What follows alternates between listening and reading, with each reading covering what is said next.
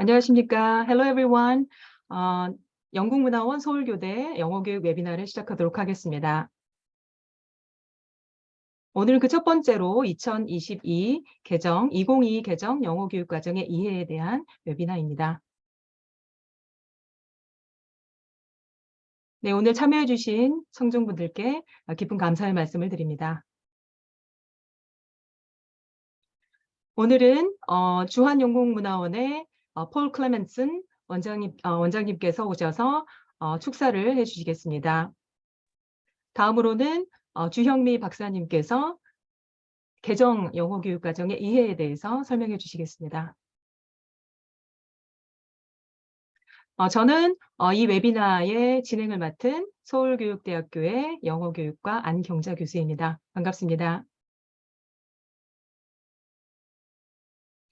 이 웨비나 시리즈는 영국문화원의 Teaching English라는 플랫폼에서 Teaching Resources를 함께 2022 개정 교육과정과 어떻게 응용을 할 수 있을지에 대한 아이디어에서 출발을 했습니다. 그래서 그 아이디어로 출발을 해서 이러한 2022 개정 영어 교육과정이 어떤 모습인지를 이렇게 웨비나를 통해서 알아보고자 합니다.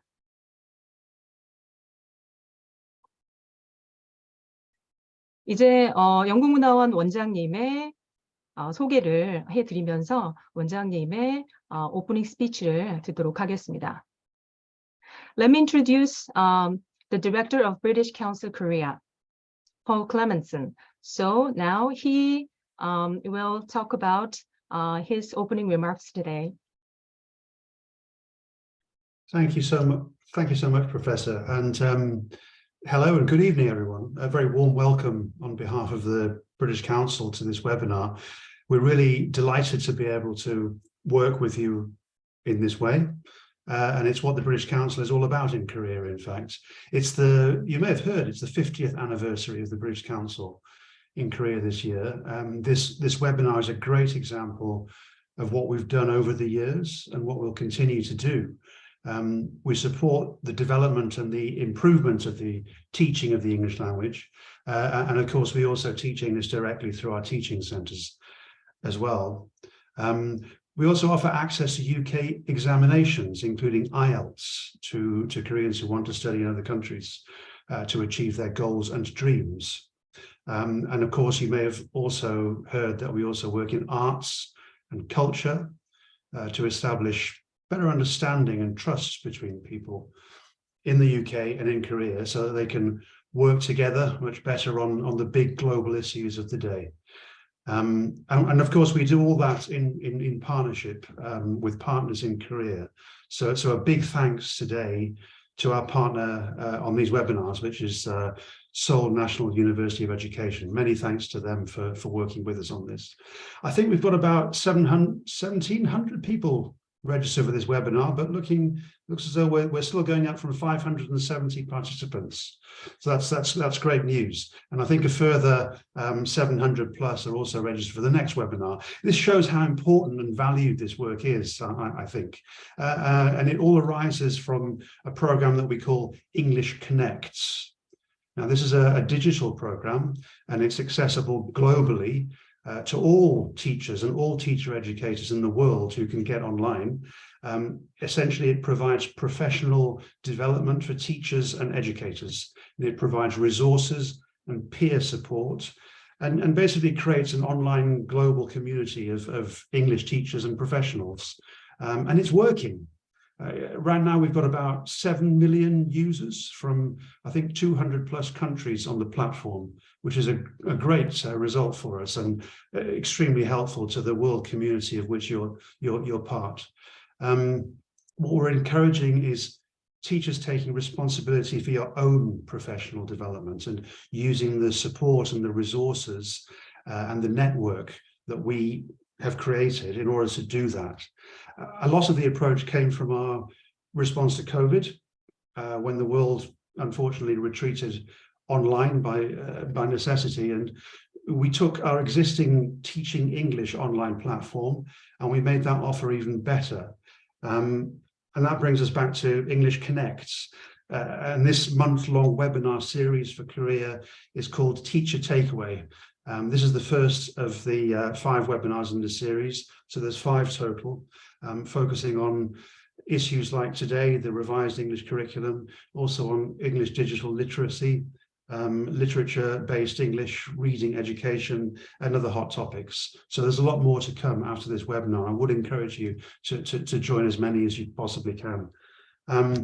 A big focus is how to develop materials using our Teaching English platform as well to support the new revised curriculum. So you'll hear a lot more about that today. So again, what we're doing here is supporting you as teachers and practitioners through curriculum reform and making sure that you've done, well, that you've got the tools and the support for your own professional development, essentially, that you need to respond to the changes in curriculum reform in English in Korea today. And doing that is obviously good for the use of the English language in Korea. It's also good for developing the friendship between people in Korea and people in the UK. And that's what the British Council is here ultimately to do. I'll probably wrap up there. I'd like to end by thanking Professor Kyung Jae-han, our chair, from our partner Seoul National University of Education, and also Dr. Hyun-mi Ju, our speaker from the Korean Institute for Curriculum Evaluation. And of course, thanking all of you as well for your interest and your support. So let's get to it. Thank you very much. And back to you, Professor. Thank you very much for your opening remarks and all the support you did for this webinar. So thank you so much. And now I'd like to introduce today's presenter, Hyun-mi Ju. So let me introduce her using PowerPoint slides. Okay, so 주영미 박사님에 대해서 설명을 해드리고 바로 주영미 박사님의 발표를 듣도록 하겠습니다. 주영미 박사님은 한국교육과정평가원에서 계시는 선임연구위원이시고 이번에 2022 개정 영어과 교육과정의 연구 책임자를 역임하셨습니다. 이제 주영미 박사님의 강의를 듣도록 하겠습니다. 네, 주영미 박사님께 슬라이드를 넘기도록 하겠습니다. 네, 안녕하세요. 반갑습니다. 일단은 제가 화면 공유를 하도록 하겠습니다. 잠깐만요.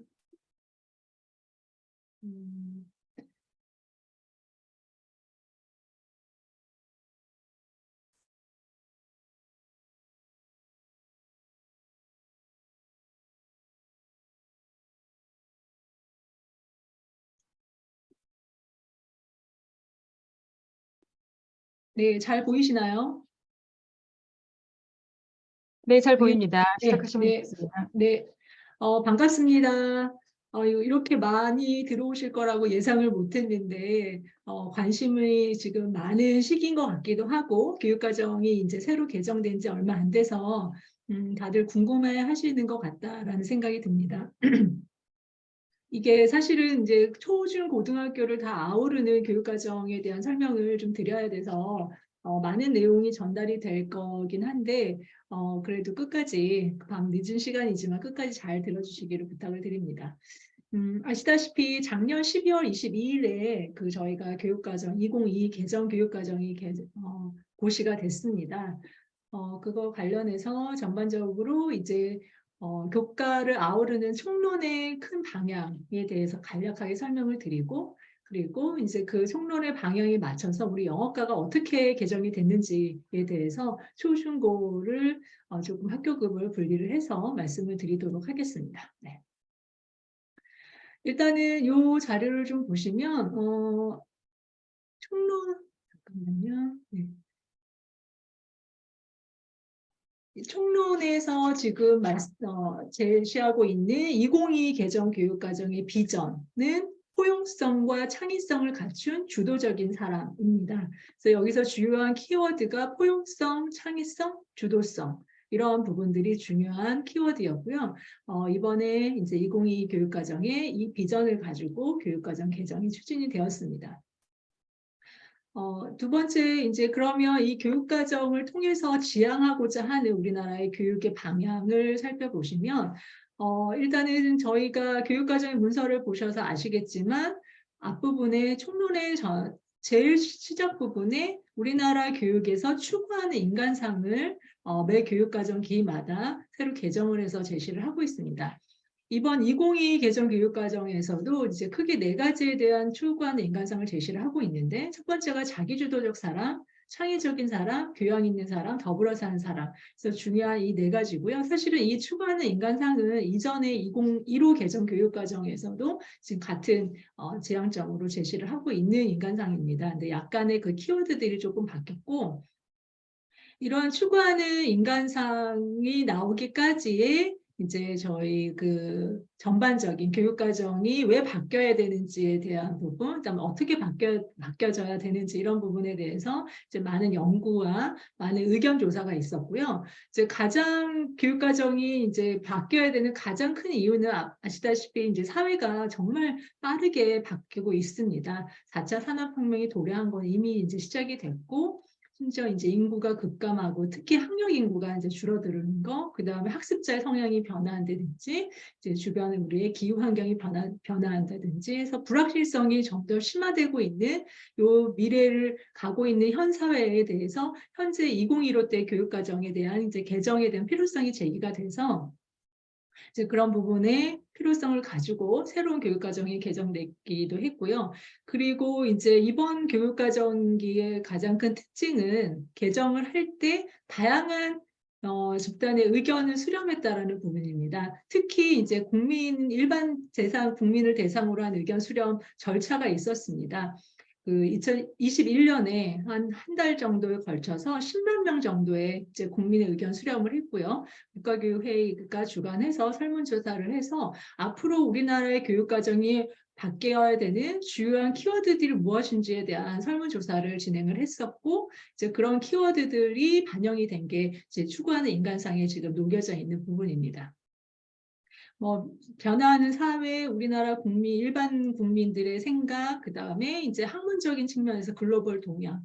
그래서 주로 이제 저희가 OECD 2030의 큰 틀을 좀 많이 참조를 한 편인데, 거기서 이제 학생의 주체성 같은 부분, 그다음 세계 시민 역량, 변혁적 역량 이런 부분들이 좀 강조가 돼서 이제 2022 새로운 교육과정에 이러한 부분들을 다 녹여내서 추구하는 인간상을 다시 재설정해서 제시를 하고 있습니다.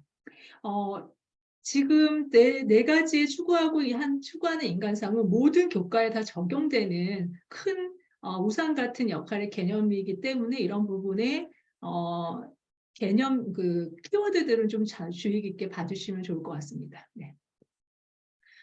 이러한 이제 추구하는 인간상을 가지고 이번에 2022 개정 교육과정에서 제시하고 있는 핵심 역량이라고 하면 이제 지금 기존 2015에서 2022의 이제 개선안을 보시면 크게 다른 점은 없습니다. 왜냐하면 이제 2015 때 이미 역량 중심의 교육과정을 저희가 시도를 했고, 그러한 역량이 무엇인지에 대해서 이제 많은 연구 결과와 이제 의견 수렴을 해서 저희가 뽑아낸 역량들이기 때문에 저희가 이후에도 진행된 연구에서도 이 핵심 역량에 대해서는 크게 방향에 대해서는 변화는 없었고, 다만 이제 그 용어 수정이 조금 있었습니다.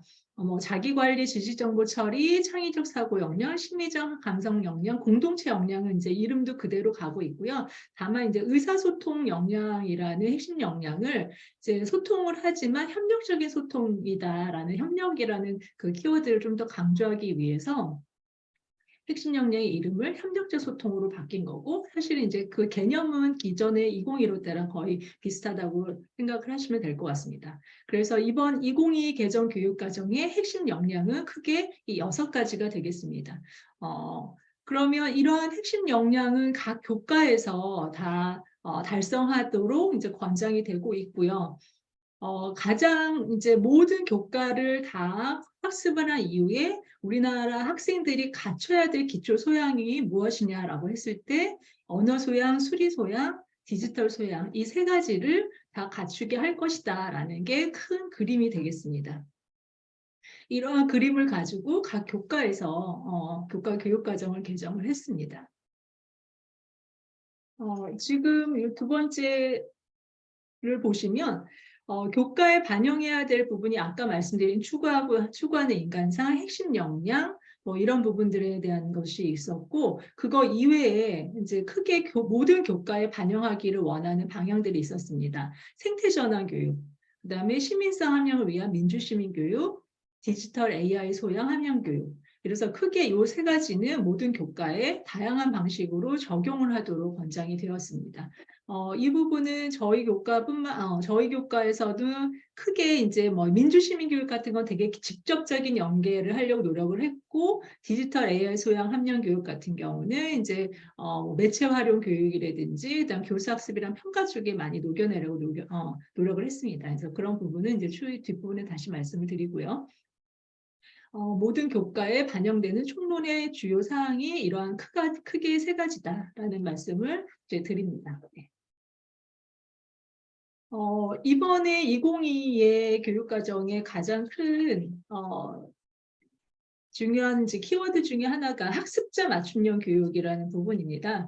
그래서 학습자 맞춤형 교육 강화를 위해서 교육과정을 운영한다. 지금 보여드리는 이 자료는 운영 측면에 대한 이제 부분이 되겠는데, 기존보다 초등학교, 중학교급까지 또 이제 진로 연계하는 학기에 대한 운영 방안을 조금 구체적으로 제시를 하고 있고요.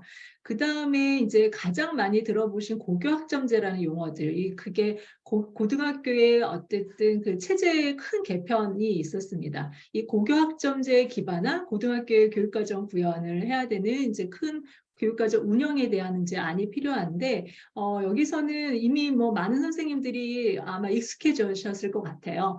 저희가 이제 고등학교에 더 이상 단위라는 말을 쓰지 않고 학점이라는 용어를 쓰게 됐고, 그 학점 1학점이라고 말을 하는 것은 이제 한 학기에 16회 수업 횟수를 1학점이다라는 수업량을 조금 축소를 했고, 그 기존의 17회에서 16회가 줄었을 때 그 한 해를 모아서 학교에서 자율적인 교육과정을 운영할 수 있도록 그렇게 학교와 학생들의 특성에 맞게 맞춤형으로 교육과정 운영할 수 있는 여지를 준 이제 그런 방안들을 제시를 하고 있습니다. 그 밑에 나오는 중학교 진로 연계학기 운영은 이게 아니고요. 요거는 이제 나중에 선생님들께서 따로 이 자료를 좀 보시면 될 것 같습니다. 그러니까 기존보다는 초등학교, 중학교급까지도 진로 연계에 대한 부분을 좀 강조하고 있다라고 이해를 해주시면 되겠습니다.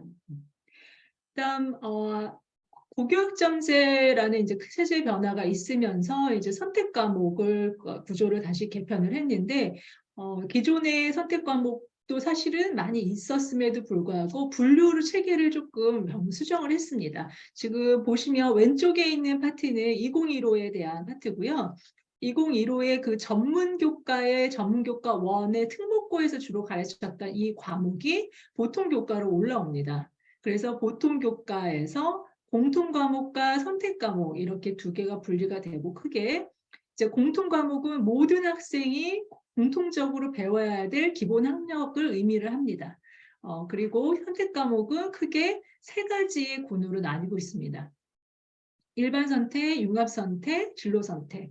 그래서 기존의 일반 선택과 진로 선택은 이미 익숙하신 용어일 텐데, 이번에 새로 융합 선택이라는 그 새로운 선택 과목군이 생겼습니다.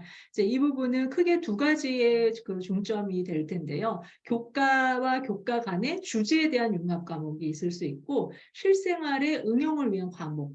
그렇게 해서 크게 이 융합 선택 과목군이라는 새로운 선택 과목군이 새로 개설이 됐습니다. 그래서 이러한 큰 체제에 대한 선택 과목군의 분류 체계가 좀 바뀌었다라는 말씀을 드립니다. 이거 이외에도 이제 깊게 들어가면 굉장히 많은 내용이 있지만, 지금 저희 시간이 제한되어 있기 때문에 이렇게 간략하게 말씀을 드리고, 추후에 질문하실 게 있으면 말씀을 주시면 되겠습니다. 네. 그럼 이러한 큰 교육과정의 개정에 대한 총론의 주요 방향과 고교학점제의 체제 변화를 가지고 저희 영어과도 그 부분을 반영을 했습니다. 그래서 국가사회적 요구를 반영한 영어과 교육과정의 개발을 한 부분, 여전히 역량 기반의 영어과 교육과정을 만들려고 노력을 했다라는 말씀을 드리고요. 그 목표를 보시면 사실 저희는 늘 이제 그 의사소통 기능을 굉장히 중요한 목표로 두고 개발을 한 교과이기 때문에 초등학교, 중학교도 이번 2022 때도 실생활 중심의 영어 의사소통 능력 신장을 목표로 설정을 하고 있고, 고등학교의 경우에는 이제 그 심화된 영어 의사소통 능력을 가지고 다양한 진로 직업을 고려해서 교육을 받을 수 있는 이제 교육과정으로 개발을 했다라는 말씀을 드립니다. 그리고 이번 2022 때도 이제 학생 발달 수준이라든지 이제 학교급을 전환하는, 그러니까 중학교 3학년에서 고등학교 1학년으로 올라가는 거, 초등학교 6학년에서 중학교 1학년, 그래서 자연스럽게 전환을 할 수 있도록 그 학교급 간의 연계 이런 부분을 조금 더 고려를 해서 그 교육과정을 개발했다라고 말씀을 드릴 수 있겠습니다. 네, 그리고 이제 그 세 번째는 교수학습과 평가 측면에 있어서 지금 디지털 시대로 바뀌면서 다양한 디지털 기기라든지 뭐 앱이라든지 이런 것들, 그다음에 인공지능에 관련된 이런 부분들을 좀 더 우리 교과의 교수학습과 평가에 반영할 수 있도록 그런 부분에 대한 기술을 교육과정에 좀 하도록 했습니다. 이게 이제 전반적인 큰 틀에 대한 설명이고요. 그러면 이제 그 교육과정을 세세하게 이제 어떻게 바뀌었는지를 설명을 간단히 드리겠습니다. 이제 그 전에 이제 이 추진평가에 대해서 가끔 이제 궁금해하신 분들이 있으셔서 말씀을 드리면, 교육과정 그 문서를 개발하는 그 작업은 1년 정도가 걸립니다. 그래서 2021년 12월서부터 2022 영어교과 교육과정의 문서를 개발하는 작업이 시작이 된 거고요. 근데 이제 그 전에 이미 그 이전에 2년 동안은 다양한 정책 연구들이 진행이 되었습니다. 그래서 교육부에서 주는 수탁 연구 이외에 저희 한국교육과정 평가원에서 진행하는 여러 교육과정에 대한 2015에 대한 이제 뭐 개선점이라든지 이런 부분에 대한 연구 결과를 바탕으로 이제 본격적으로 2021년 말부터 개발이 이루어졌다라는 말씀을 드립니다. 그래서 이거에 대해서 쭉 그냥 보여드린 절차고요. 당연히 현장 적합성 설문조사를 해서 그 전국에 있는 영어 교사와 교대 4대 교수님들 이런 분들의 이제 의견들을 많이 수렴을 했다라는 부분이고, 그리고 이번에 앞서서 잠깐 말씀드린 것처럼 이번에는 이제 그 일반 국민을 대상으로 하는 의견 수렴 절차들이 있었습니다. 역시 교과 교육과정도 국민 참여 소통 채널이라고 하는 거를 웹사이트를 열어서 다양한 의견을 그 사이트를 통해서 수렴을 하고 그런 의견을 가지고 이제 교육과정을 개정하는 데 반영하는 이제 그런 절차들을 가졌다라는 말씀을 드립니다. 지금 말씀드린 게 이제 시안을 검토하는 단계에 이런 일들이 진행이 됐다라는 부분을 정말 간략하게 개정 절차에 대해 설명을 드리고요. 그러면 이제 지금서부터는 영어과 교육과정이 어떻게 바뀌었는지를 설명을 드리도록 하겠습니다. 이미 이 교육과정이 작년 말에 고시돼서 아마 학교 현장에 지난주에 학교 현장의 교육과정 그 자료 문서집 자체가 프린트 버전으로 다 학교에 배포가 된 걸로 알고 있습니다. 그래서 그거를 아마 이미 보신 분들은 지금 제가 설명드리는 게 조금 더 이해하기 쉬우실 것 같고요. 문서를 이미 알고 계시는 것처럼 저희에게 영어 교육과정의 문서의 그 구성 절차가 성격, 목표, 그다음 내용 체계의 성취 기준, 그다음 교수학습 및 그 평가 이런 식으로 수정이 되어 있고요. 저희 영어교과 2015 때까지는 맨 마지막 부분에 별표 영역이라고 해서 별표 자료 소재서부터 어휘 목록, 그다음 언어 형식까지 이런 것들을 제시하는 부록 자료들이 더 들어 있습니다. 그래서 그 문서의 그 체제별로 간략하게 설명을 드리면, 첫 번째 그 성격 파트는 교육과정의 성격이라고 하는 그 문서 그 구성에는 영어 교과가 가지고 있는 고유한 특성에 대한 부분을 개괄적으로 소개하고 영어 교과의 필요성과 역할 이런 부분들을 기술을 하고 있습니다. 이미 저희 영어라는 그 언어의 위상은 크게 바뀜이 없고요. 사회가 변화한다 하더라도, 그래서 이번 2022 때도 저희 연구진들은 영어라는 언어가 국제적으로 가장 널리 통용되고 있는 언어고 다양한 언어적 배경 및 문화가 다른 사람들 간의 주요한 의사소통 수단이다라는 그 성격, 그 위상을 그대로 유지를 했고, 그 위상을 바탕으로 학교 교육에 있어서 영어 교육이 왜 필요한지와 어떻게 역할을 할 건지를 그 성격 파트에 기술을 하고 있습니다. 이런 부분은 이제 읽어보시면 아실 것 같고요. 그리고 그 총론에서 제시하고 있는 주요한 키워드들을 저희 영어과에도 반영을 하도록 그렇게 노력을 했습니다. 그 다음에 이제 목표에 대한 부분인데, 이제 그 목표가 2015 때랑은 좀 많이 달라졌습니다. 네, 이미 아시겠지만 2015 개정 영어과 교육과정에서의 그 역량, 교과 역량이 처음으로 들어왔을 때 저희는 크게 4가지 역량이었습니다. 의사소통 역량, 자기관리 역량, 지식정보 처리 역량, 공동체 역량. 이 4가지였는데 저희가 이제 2015를 적용을 하면서 많은 학교 현장의 의견과 의견을 수렴을 해보니 저희들이 가지고 있는 이제 그 영어 교과를 통해서 달성할 수 있는 역량이 기존에 저희가 제시한 4개 이외에도 더 많다. 특히 창의적 사고 역량, 심리적 감성 역량 이런 것도 충분히 영어 교과에서 달성할 수 있는 교과 역량이다라는 의견들이 많이 제시가 됐고요. 이런 부분들을 좀 수렴을 해서 저희의 이번 2022 영어과 교육과정의 핵심 역량, 교과 역량을 크게 6가지로 제시를 하고 있습니다. 앞서서 제가 총론에 그 역량 6개 말씀을 드렸잖아요. 그거의 그 개념을 저희가 영어과에 맞게 그 워딩을 조금 수정을 했고, 하지만 총론에서 제시하고 있는 그 핵심 역량 6개를 저희 영어 교과 역량으로 지금 가지고 왔습니다. 보시면은 이제 문서 자체에는 역량이라는 이름이 거의 드러나 있지 않고요. 목표 진술이 역량에 대한 개념을 목표로 진술하는 그런 방식으로 개발을 하도록 이제 요구되었기 때문에 이제 보시면은 협력적 소통 역량이라는 부분에 대한 이제 영어과 목표가 있는 거고요. 이전에도 아마 이 용어가 비슷한 이제 그 목표가 있습니다. 그 이전의 용어도 의사소통을 강조하는 그런 의미 목표였는데 여기서도 지금 그런 핵심 협력적 소통 역량을 드러내는 이제 목표를 진술하고 있고요. 이제 여기서 앞서서 말씀드린 것처럼 협력적 태도로라는 말들이 이제 추가가 되어 있다라는 말씀이고, 그다음 자기관리 역량이라는 부분도 이전에도 저희가 유지했던 역량이 있고 여기에 이제 자기주도적인 영어학습 지속뿐만 아니라 다양한 학습 전략을 사용한다라는 용어들이 좀 더 추가가 되어 있습니다. 그리고 공동체 역량은 이미 저희 영어과에서 늘 이제 추구하고 있는 이제 교과 역량이고요. 이번에도 이제 그 같은 맥락의 역량 기반한 목표를 제시를 하고 있습니다. 근데 기존과 다른 부분은 이제 공동체 문제 해결에 적극적으로 참여한다라는 말들이 조금 더 추가 기술되어 있습니다.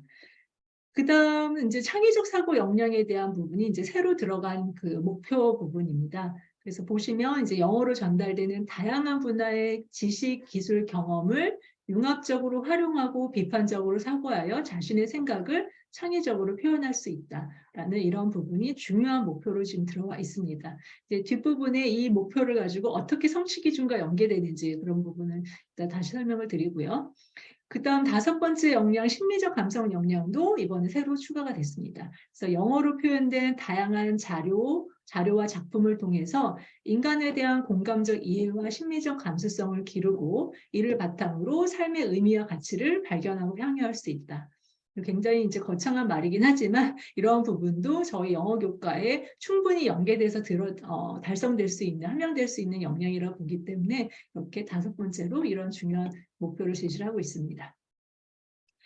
지식정보 처리 역량은 이미 이제 2015 때도 제시를 했었고요. 이제 그 다양한 매체의 디지털 지식 정보를 자신의 목적에 맞게 검색, 수집, 이해, 분석 및 평가 활용할 수 있다. 그래서 기존과 같은 맥락의 이제 역량 기반 목표가 되겠습니다. 크게 이 6가지의 목표를 가지고 이제 내용 체계와 성취 기준 그리고 이제 교사학습과 평가까지 이렇게 쭉 연계되는 이제 그런 방식으로 이번 교육과정을 개정을 했습니다. 네.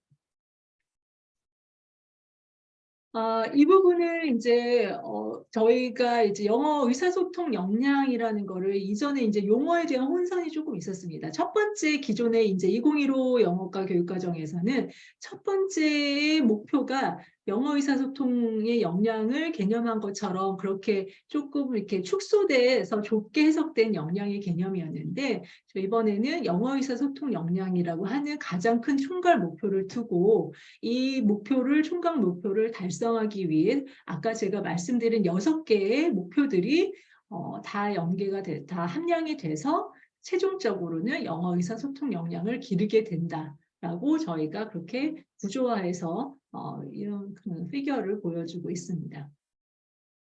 이런 그림들은 저희가 그 교육과정 문서에 교육과정 설계 개요라고 하는 첫 번째 파트에 이 그림이 제시가 되어 있고 그거에 대한 설명도 같이 제시가 되어 있습니다.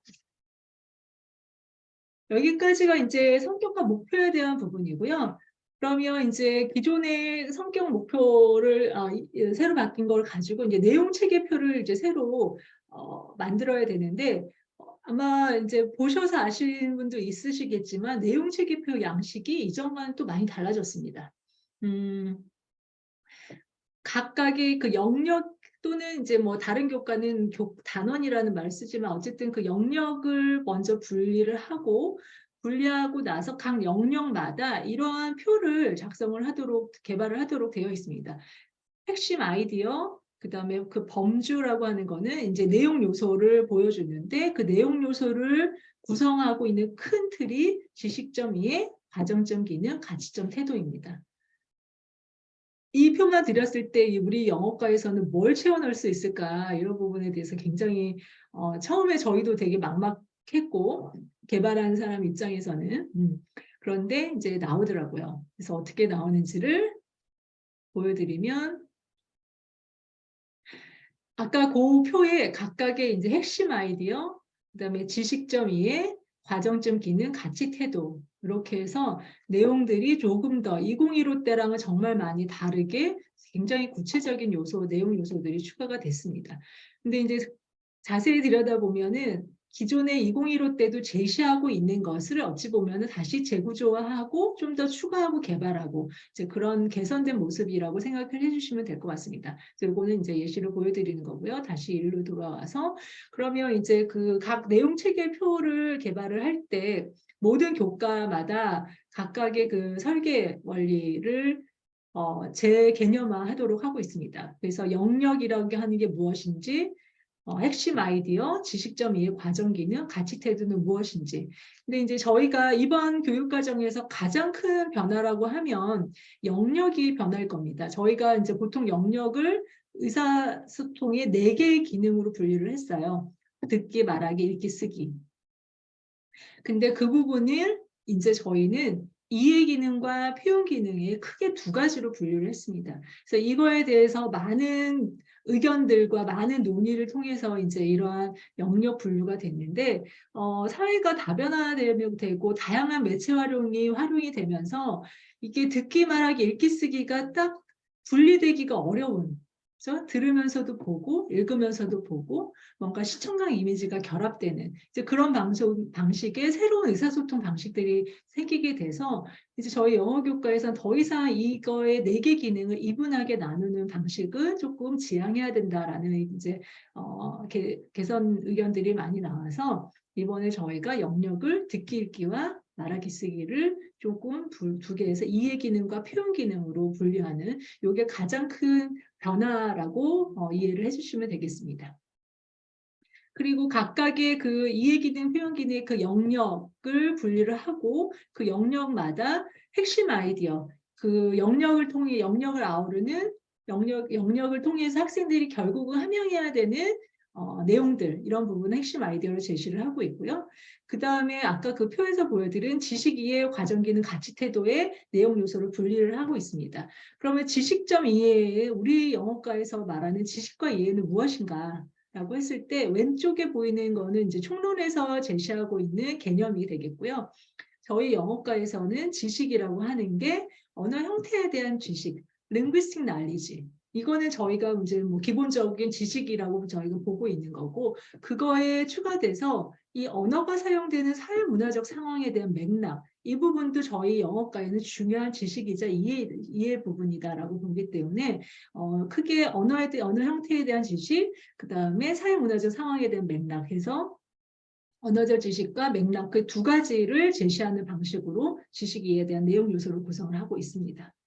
그리고 과정적 기능은 저희가 이제 이웃 방식은 늘 주로 이제 제시해왔던 방식이고요.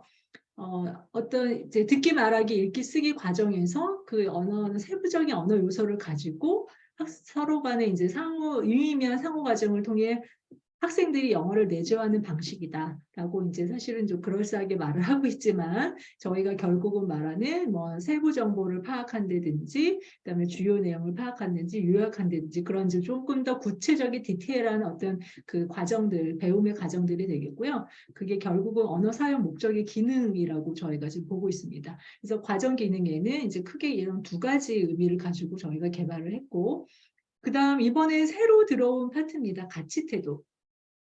저희가 영어과의 그 정의적 그 요소에 대한 부분이 내용 요소나 성취 기준에 들어가야 된다는 의견이 많이 있음에도 얘를 어떻게 평가를 해야 되는지에 대한 그 부분이랑 연결을 하기가 어려웠기 때문에 이전에는 가치 태도에 대한 부분이 내용 요소로 들어가 있지 않았는데 지금은 이제 평가 방식이 굉장히 다양해지고 꼭 지필평가가 아닌 방식의 다양한 방식으로 학생들을 평가가 가능해졌기 때문에 이 가치 태도에 대한 부분도 내용의 요소로 들어가는 이거는 저희 교과뿐만 아니라 다른 모든 교과들이 지금 동일한 이 틀을 가지고 있기 때문에 이런 해당 영역의 우리 영어 학습을 통해서 학생들이 내면화될 수 있는 가치나 태도 이런 부분도 성취 기준과 연결할 수 있도록 그렇게 개발을 했습니다. 그래서 큰 이제 이론적인 부분에 대한 설명을 드리고 아까 말씀드린 것처럼 이제 영역이 이제 4개의 분리된 영역에서 이해와 표현 영역으로 개편됐다라는 거 다시 말씀을 드리고 이제 그러면 이해 영역에서는 이제 정의하고 있는 건 말과 글뿐만 아니라 이미지 동영상이 다양하게 결합된 방식으로 제공되는 영어 지식 정보를 처리하고 사용하는 능력을 함량하는 영역이다라는 부분이고요. 표현 영역은 다양한 매체를 통해서 말, 글, 시청각 이미지들을 활용해서 자신의 느낌, 생각, 의견들을 전달하는 능력을 함양하는 영역이다. 이렇게 이해를 해주시면 되겠습니다. 그래서 보시다시피 이제 아까 그 개념 원리에 대한 설명을 간단히 말씀드렸고요. 우리 영어과에서 지식점 이해는 언어와 맥락. 그래서 그 언어는 linguistic knowledge, 언어 형태에 대한 지식인데 이게 이제 가만히 들여다 보시면은 저희가 늘 부록 자료에 부록이라고 하기에는 그렇죠. 사실 굉장히 중요한 자료인데 별표 영역이라고 하는 별표 1에서 별표 4까지 소재 목록과 언어 형식까지를 다 제시를 하고 있는데 이게 맨 마지막 부분에 제시되다 보니까 이 부분까지를 들여다보지 않은 선생님들도 계시고 굉장히 이 부분을 중요하게 간주하지 못하시는 분들이 있으신 건 사실입니다. 그래서 그러면 이 내용 요소에 무언가를 가르쳐야 되는 걸 조금 더 가시적으로 잘 볼 수 있게끔 해서 이 별표에 대한 부분을 각 학교급별로 이제 다시 제시를 하고 있고요. 그리고 이제 담화나 글의 유형 같은 거를 조금 더 구체화했습니다. 이제 어떤 텍스트를 가지고 가르칠 거냐 이런 부분에 대해서 굉장히 많은 질문들을 늘 해오셨기 때문에 이번에도 이번에는 이제 담화나 글의 유형들을 조금 분리해서 제시를 하고 있습니다. 그래서 그 안에 이제 그 예시를 보시면 여기서 말하는 뭐 친교나 사회적 목적의 담화 글은 무엇이구나라는 부분을 알 수 있고요. 그 부분은 이제 약간의 그 학교급의 학생들의 인지적 발달을 조금 수준을 고려해서 예시들을 제시를 하고 있습니다. 그래서 이런 것들을 보시면 이전보다는 무엇을 가지고 가르쳐야 되는지에 대한 내용 요소가 좀 더 구체적으로 제시됐다라는 거 알 수 있을 것 같습니다. 그리고 맥락 파트에서도 이제 아까 말씀드린 사회적, 문화적 상황이라고 말씀을 드렸잖아요. 그래서 이 부분도 이제 학교 급별로 제시를 하고 있고, 이제 보시면, 이 부분이 아마 이제 이 그림들을 많이 보셨을 것 같은데, 왼쪽에 있는 1021호 계정에 저희가 그 소재를 늘 위계와 연결을 해서 이거를 성취 기준에 좀 녹여내는 방식으로 진행을 했었어요. 그 성취 기준의 개발 방식의 원리들이 그랬는데 이게 좀 더 명확하게 분리를 학교급별 분리가 필요하다라고 해서 보시는 것처럼 초등학교 3, 4학년군에서는 자기 주변에 대한 주제에서 일상생활, 친숙한 주제, 그 다음에 약간 이제 아카데믹한 주제들이 들어간 친숙한 일반적 주제, 그리고 다양한 주제로 이렇게 확장되는 그 주제를 조금 위계별로 이렇게 좀 보여주려고 노력을 했습니다. 그래서 요거는 이제 아마 성취 기준에 들어있는 부분도 있고 소재 목록 파트에도 저희가 각각의 그 세부적인 소재 목록을 제시하고 있어서 이전에 보시면 네. 이렇게 학교급별로 주제가 조금 확대돼 가고 있다라는 거를 아실 것 같습니다. 그리고 이제 과정 기능 같은 경우는 이제 이전에 저희가 늘 이제 제시했던 과정이기도 합니다. 근데 이게 학교급별로 이렇게 위계가 잘 드러나 보이지 않는다라는 의견들이 있어서 이 부분을 조금 학교급별로 좀 명확하게 하고 조금 더 확산되는 방식으로 다시 재설정을 하고 있습니다. 그리고 이제 가치 태도에 대한 부분이 아까 새로 들어왔다고 말씀을 드렸잖아요. 근데 이제 이게 사실 초등학교와 중학교는 어느 정도 분류가 가능한데 초등학교 내에서 3, 4학년군과 5, 6학년군을 완전히 세부적으로 분류하기에는 사실 어려움이 있습니다. 그래서 가치 태도에 대한 이제 내용 요소는 초등학교는 3, 4학년과 5, 6학년을 아우르는 이제 가치 태도고 중학교는 이거에서 조금 확대되는 기존에 있는 초등학교 때 습득된 가치와 태도를 조금 더 확산하는 그런 방식으로 이렇게 심화되는 방식으로 이렇게 제시를 하고 있습니다.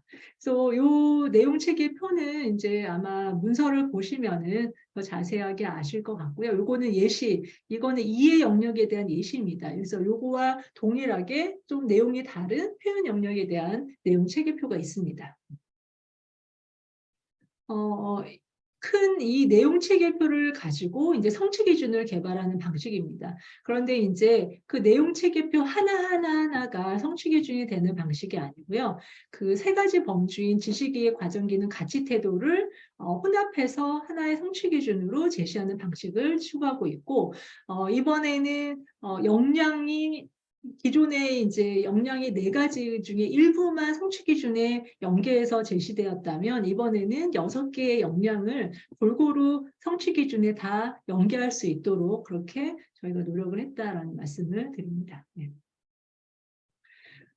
성취 기준에 대한 조정이 당연히 있었고요. 성취 기준의 조정이 양적 조정과 질적 조정으로 조금 분리돼서 조금 이루어졌다라고 말씀드립니다.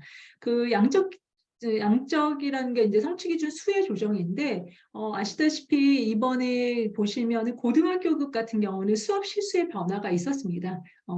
한 학기에 16회 수업으로 줄은 거 이런 부분들 조금 반영을 해서 수업 실수를 고려를 한 성취 기준에 양적 조정이 있었다라는 말씀을 드리고요. 이거는 이제 전반적인 수업 시간 수를 다시 정리를 해놓은 거고요. 지금 요 보여드리는 표는 이제 성취 기준의 수가 되겠습니다.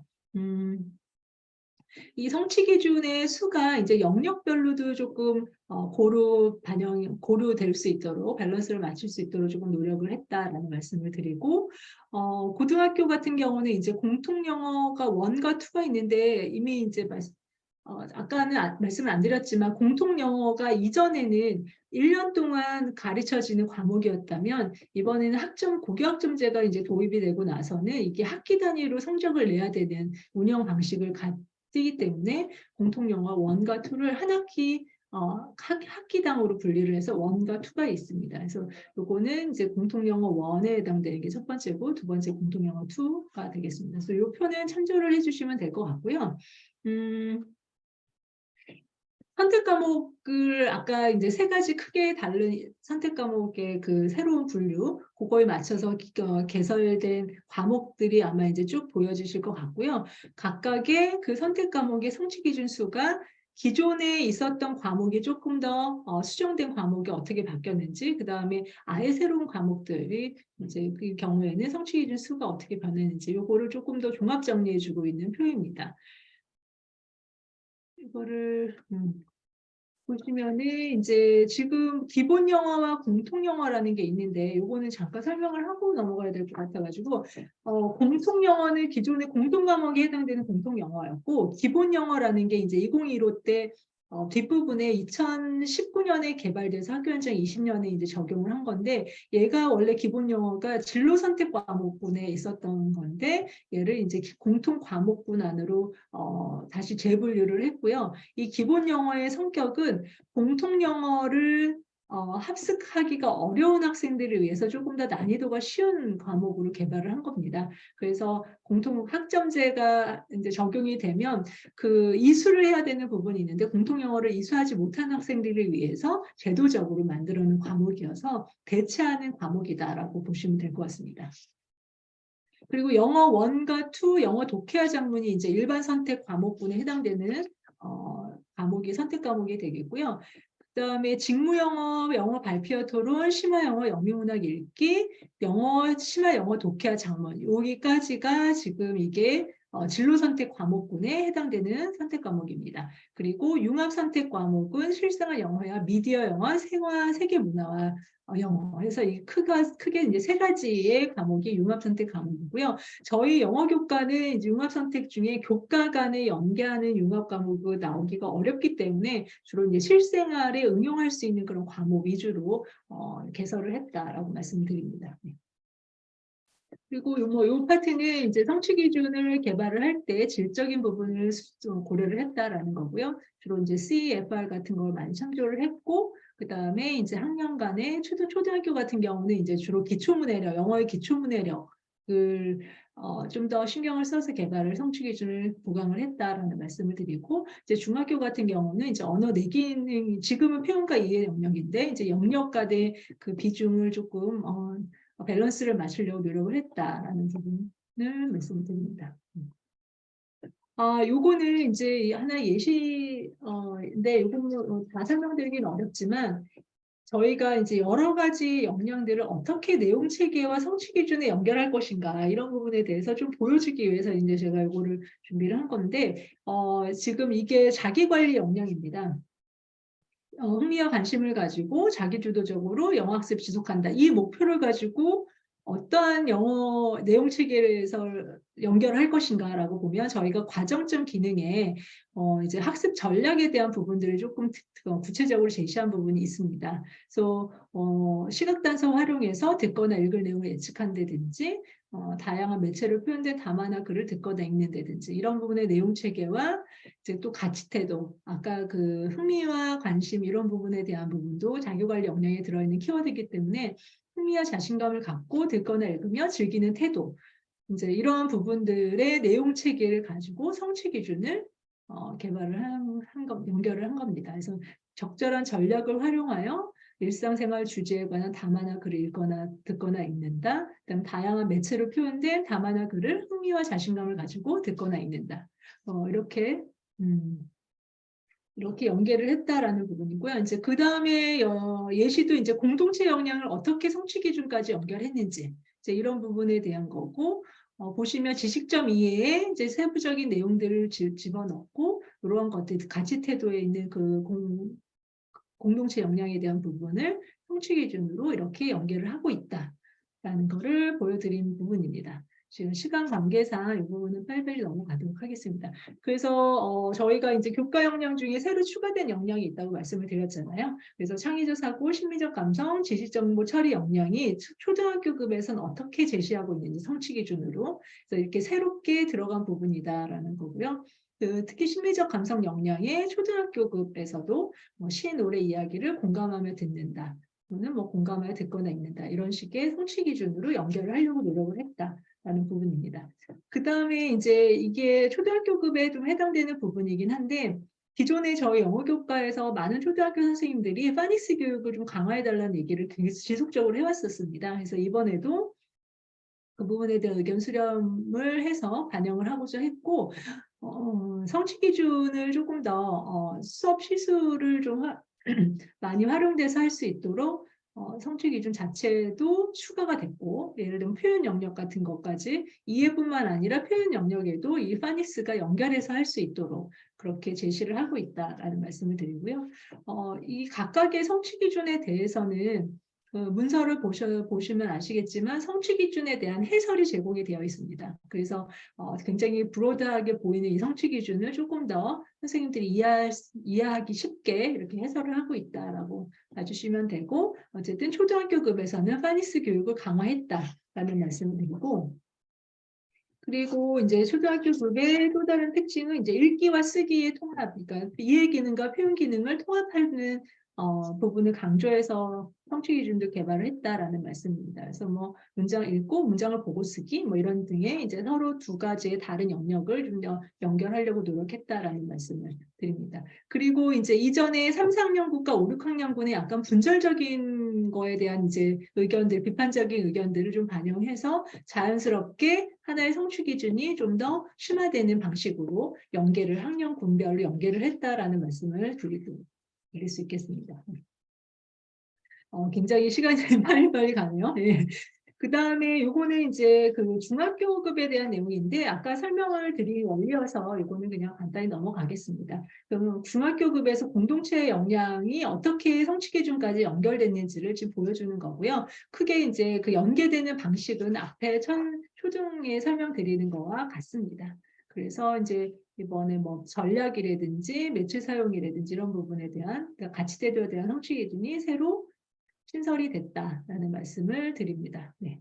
그래서 이제 새로 추가된 신설되는 이제 성취 기준이 이해와 표현에는 이러한 것들이 있다라고 했는데 이제 보시면 아시겠지만 뭐 전략, 매체 활용, 그 다음에 가치 태도에 대한 그런 부분들이 새로 추가된 걸 아실 것 같습니다. 네. 지금 그 다음에 이제 고등학교도 간략하게 말씀을 드리면 고등학교에 아까 말씀드린 선택 과목의 재구조가 있었다고 말씀을 드렸잖아요. 그래서 융합 선택 과목, 새로 실생활 체험이나 응용을 위한 과목이 아까 제가 말씀드린 그 세 가지가 새로 이제 개설이 됐다라고 말씀을 드리고 이 부분은 이제 아까 설명을 드렸기 때문에 넘어가겠습니다. 그래서 지금 새로 바뀐 선택 과목의 편제 2가 되겠습니다.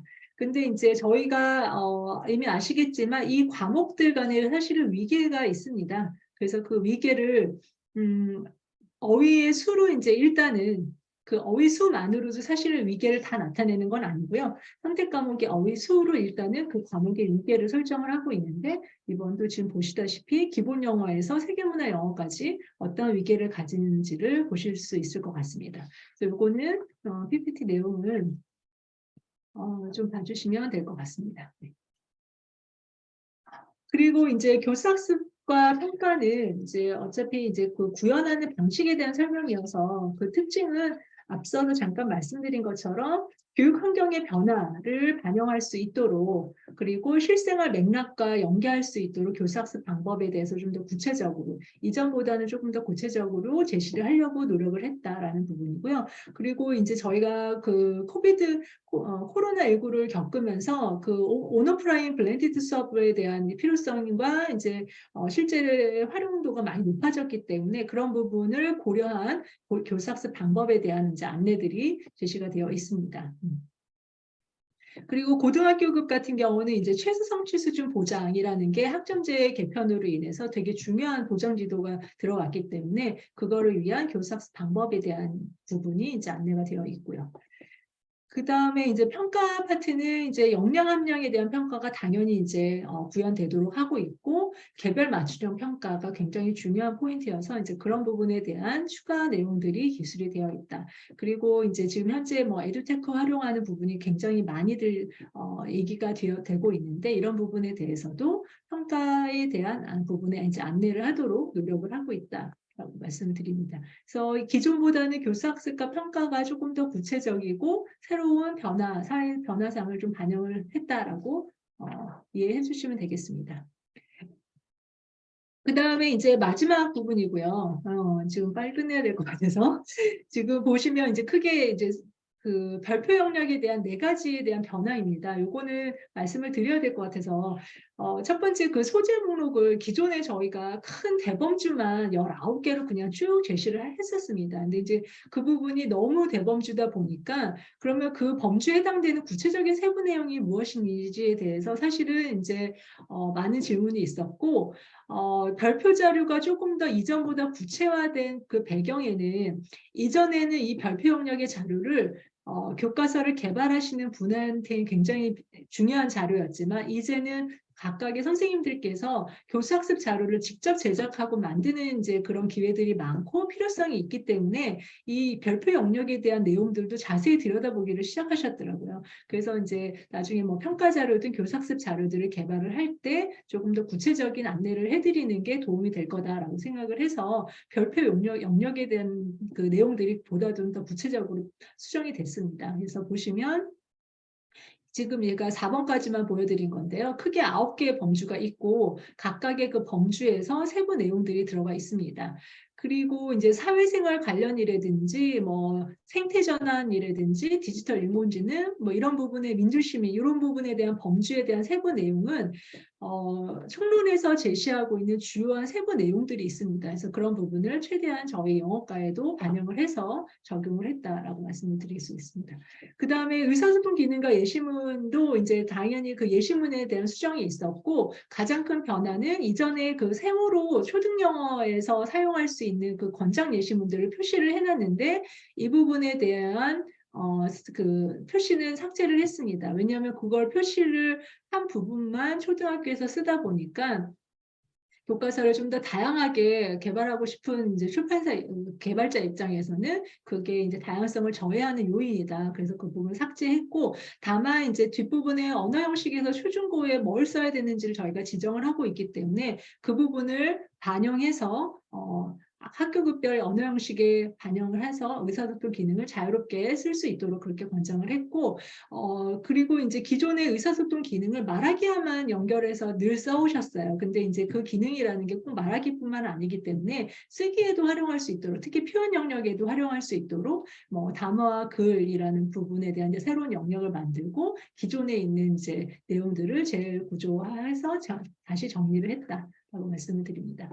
그리고 이제 요거 어휘 관련된 부분은 학습 어휘 수가 학교별로 이제 조금 조정이 됐고 초등학교의 어휘 수가 작다라는 거는 지속적으로 문제점이 제기가 되었기 때문에 그 부분에 대해서 확대를 했고 그 다음에 외래어 목록 같은 경우는 이제 시대에 반영하지 못하는 이제 외래어 목록의 내용 어휘들 때문에 외래어 목록을 삭제하고 그래서 이제 이런 부분에 대한 변화가 있었고요. 초등학교 권장어휘 800개를 표기는 여전히 유지는 했지만 중학교와 고등학교 공통 과목에서 사용하기를 권장하는 어휘 1200개도 표기를 했습니다. 그래서 학교급별로 어떤 어휘를 써야 되는지 선생님들께서 이해하시기 쉽도록 그렇게 수정을 했다라고 말씀을 드립니다. 그다음 이제 마지막 부분은 이제 언어 형식인데 이미 아시다시피 초중고에 이제 그 학습을 시작하는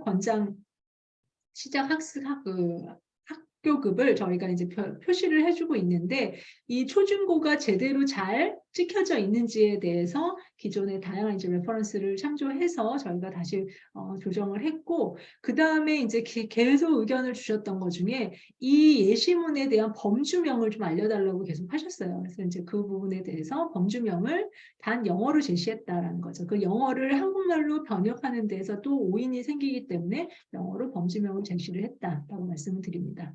그래서 여기까지 이제 별표 영역 4가지까지도 이렇게 다 큰 틀의 변화들이 있었다라는 말씀을 드립니다. 그래서 이게 이제 여기까지 제가 드리는 설명이고요.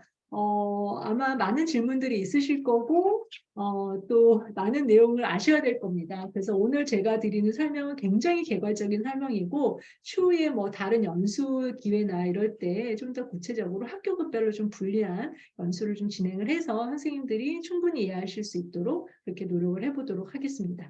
네, 말이 너무 빨라졌는데 하여튼 들어주셔서 감사합니다. 네, 저는 그럼 발표는 여기서 마치겠습니다. 네, 주영미 박사님께서 2022 개정 영어과 교육과정에 대해서 설명을 해주셨습니다. 아마 제한된 시간으로 준비하신 만큼 말씀을 다 못하셔서 좀 아쉽기는 한데요. 그래도 중요한 내용을 모두 설명해 주신 것 같습니다. 네, 그 다음에는 Q&A 세션이 있어서 저희가 잠깐 질문에 대한 답을 받고 그리고 필요한 부분들은 답을 하면서 진행을 하도록 하겠습니다. 네. 그럼 제가 화면을 네, 공유하면서 네. 제가 그럼 공유를 다시 취소하겠습니다. 네.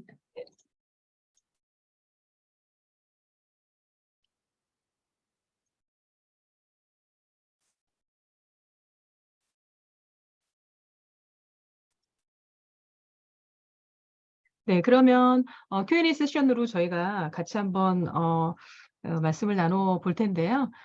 질문을 제가 그중에서 선정을 해서 말씀드리도록 하겠습니다.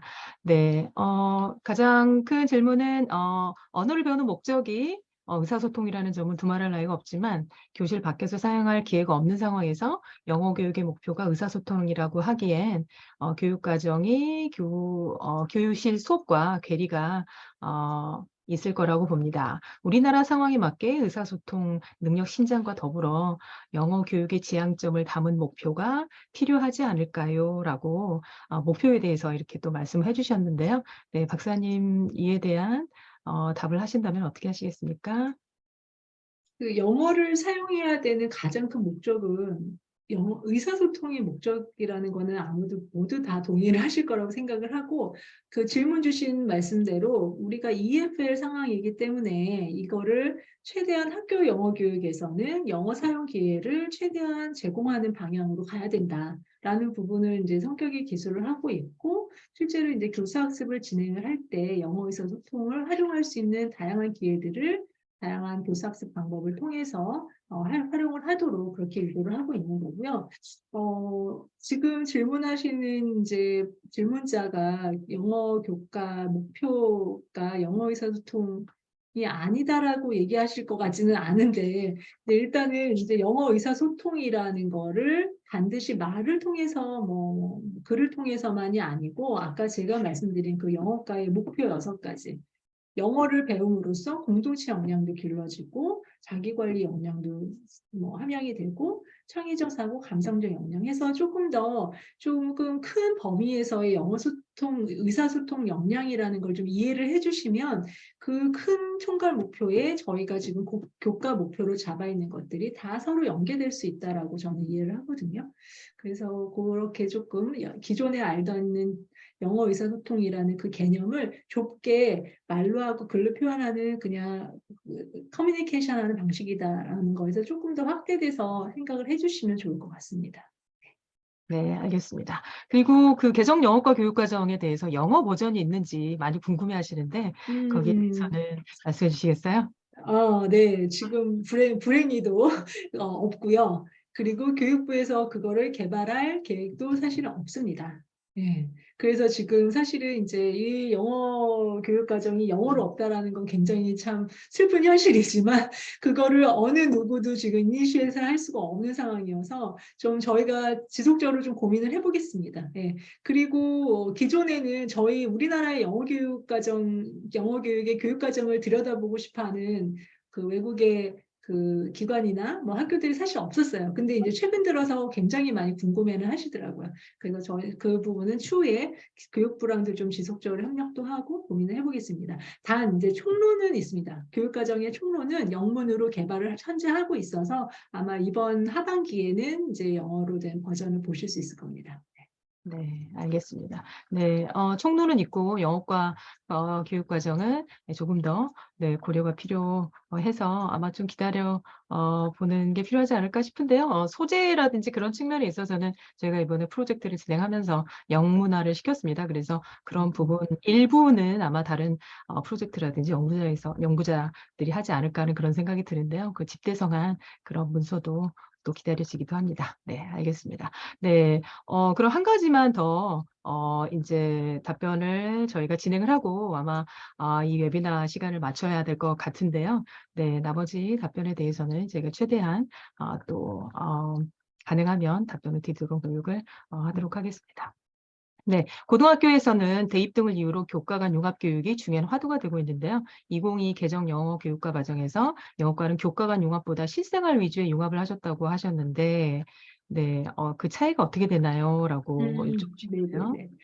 그 교과 간 연계라고 하면 이제 영어과 이외의 타 교과하고의 연계된 과목, 뭐 예를 들면은 저희가 사실은 이제 처음에 그 ESP라는 거를 조금 적극적으로 도입을 할 생각을 했었기 때문에 뭐 과학의 진로를 고려하는 이제 과학 학생들, 뭐 이공계 계열의 뭐 영어라든지 뭐 인문학 학생들을 위한 영어라든지 그런 식의 ESP에 대한 관련된 이제 그런 부분 아니면 이제 사회교과와 영어교과를 아우르는 즉 그걸 좀 연계하는 그런 과목들을 좀 처음에는 연구하는 측면에서는 많이 이제 그거를 개발을 했었는데 사실은 그게 현장 선생님 의견에 많은 반대 있었어요. 그 과목을 누가 가르칠 것이냐.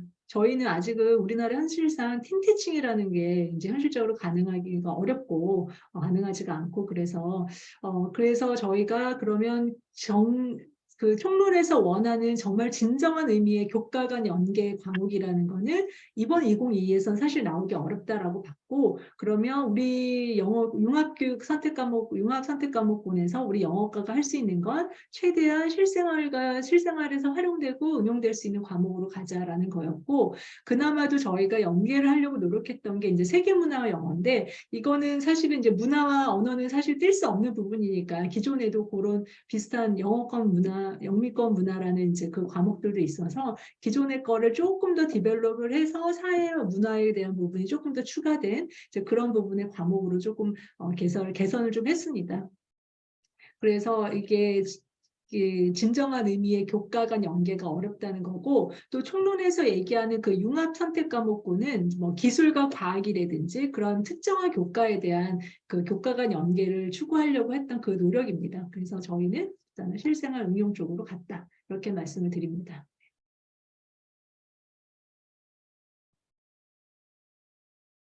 네, 감사합니다. 질문이 굉장히 많으셔서 사실은 질문을 모두 답하기에는 시간이 많이 부족하지 않나 하는 그런 생각이 드는데요. 네, 저희가 조금 더 네, 답변에 대해서 정리를 해서 혹시 답변이 안 된 그런 부분들은 정리를 해서 나중에 웹사이트에 가능하면 올리도록 그렇게 하겠습니다. 네, 주영미 박사님의 답변 감사드리고 또 굉장히 많은 관심으로 여러 가지 질문을 올려주신 여러분들께도 감사를 드립니다. 네, 그러면 아쉽지만 우리가 이제 마무리를 지어야 되겠는데요. 네, 자, 지금 여러분들이 1시간 정도 웨비나를 보셨고 그에 대한 포스 서베이가 이렇게 있습니다. 그래서 QR코드를 잠시 후에 조금 더 자세히 말씀드리겠지만 이렇게 포스 서베이 그래서 사후 설문을 하시면은 1번부터 10번까지 있고 그리고 직무연수 관련돼서 이렇게 정보를 입력을 해주시면 서울교대 교육연수원에 일단 가입을 하시고 그 관련된 정보를 입력을 해주시면 되겠습니다. 그리고 이 서티피킷이 있습니다. 그래서 이 서티피킷을 다운받으셔가지고 이렇게 성함을 타이핑을 하시면 바로 이게 여러분의 이 서티피킷이 되겠습니다. 특정하게 이제 각 회차별로 오늘은 개정교육과정 2회에 대한 이 서티피킷이고요. 그 다음에 주한 영국문화원의 원장님의 서명도 함께 들어있습니다. 네, 오늘 웨비나 1 이렇게 정말 굉장히 600명 넘게 오셔서 감사드리고요. 다음 2차 때도 여러분들의 많은 성원 부탁드리도록 하겠습니다. 네, 2차는 바로 영어 디지털 리터러시의 지도 원리와 적용으로 네, 찾아뵙겠습니다. 네, 바로 이 QR코드입니다. 여러분들이 지금 하나씩 이렇게 보시고요. 포스트 서베이에 꼭 답변을 해주시기를 바랍니다. 아마 우리 웨비나가 앞으로도 더욱더 개선될 수 있는 그런 중요한 말씀을 해주시면 참으로 감사하겠습니다. 그리고 이 서티피킷도 여러분들이 다운받으셔서 네, 이번에 1시간 유익한 강의를 들었다는 것을 또 간직하시면 좋을 것 같습니다. 네, 웨비나 등록은 이 바로 웹사이트에서 다른 2차부터 5차 웨비나 모두 지금 등록이 가능합니다. 매주 금요일 저녁에 찾아뵙게 되겠는데요. 많은 일도 있으시겠지만 이렇게 특별히 웨비나에 참석해 주셔서 진심으로 감사를 드리겠습니다. 네, 제가 이 화면을 조금 더 제가 1분 정도 더 켜놓도록 하겠습니다. 여러분들께서 보시고 네, 이 화면을 보시고 포스트 서베이, e-certificate 그리고 다음 웨비나에 레지스트레이션을 해주시면 감사하겠습니다.